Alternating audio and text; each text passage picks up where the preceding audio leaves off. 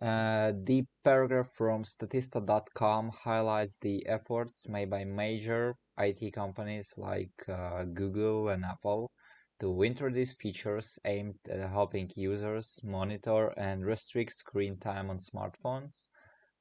This suggests that there is recognition within the industry of the potential harms associated with excessive smartphone usage.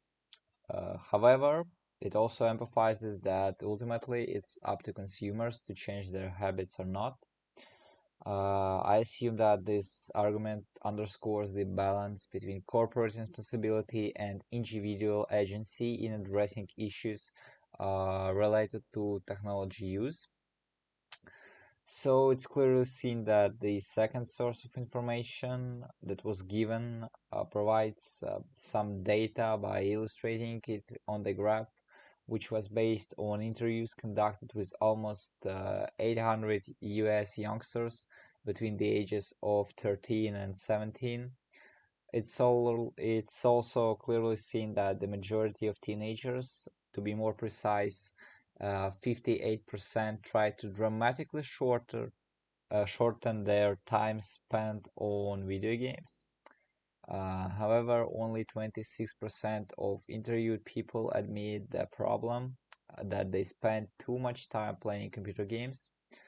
Furthermore, more than half of all teenagers realized that they had to start reducing their time spent on their mobile phones, which illustrates 54% and 52% respectively. And lastly, it is shown that only 41% of teens assume that they spend too much time using their social media, but 57% wanted to reduce this indicator. The data highlights the multi-faced nature of excessive screen time among teenagers, encompassing various digital activities such as gaming, social media, and mobile phone usage. Addressing this issue requires comprehensive approaches that take into account different platforms and activities contributing to screen time habits.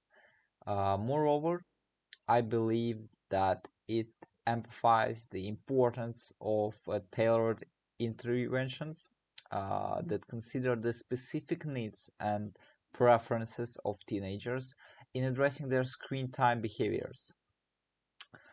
To conclude, the information provided uh, clearly underscores the complex dynamics surrounding excessive screen time among teenagers and the efforts being made by technology companies and individuals to address this issue. While major IT companies are implementing innovative features to help users monitor and restrict screen time, the ultimate responsibility lies with consumers to modify their habits. However, there is a significant gap between awareness of excessive screen time and taking concrete actions to address it among teenagers. Despite recognizing the need to reduce screen time on various digital platforms, many teenagers still struggle to translate this awareness into behavioral change.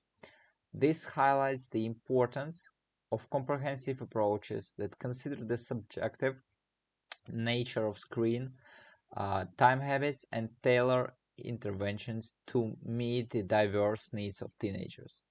So, overall, addressing excessive screen time requires collaboration between technology companies, individuals, educators, and policymakers to foster responsible digital habits and which is the most important promote balanced usage of technology among young people.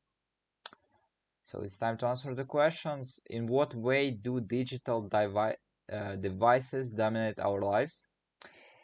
So I would say that digital devices have become uh, pretty common in modern society, exerting significant influences across various aspects of our daily lives. primarily they serve as pivotal tools for communication, fa- facilitating interactions through, for instance, email, messaging apps, and social media platforms. Additionally, I would say that these devices grant immediate access to a wealth of information, which is really good. Uh, they also shape our learning processes and they improve our decision making. So furthermore, digital devices offer a lot of uh, options for entertainment, from streaming services to gaming, for instance, contributing to prolonged screen time. And they also play a vital role in productivity, a- aiding tasks such as scheduling appointments, for instance, and conducting business transactions. And lastly, I want to say that social interactions are heavily influenced by digital devices, this time especially, as social media platforms they are enable networking and communication, thereby shaping our perceptions and interactions within the world. The second question, can digital detox have positive long-term effects? Why and why not?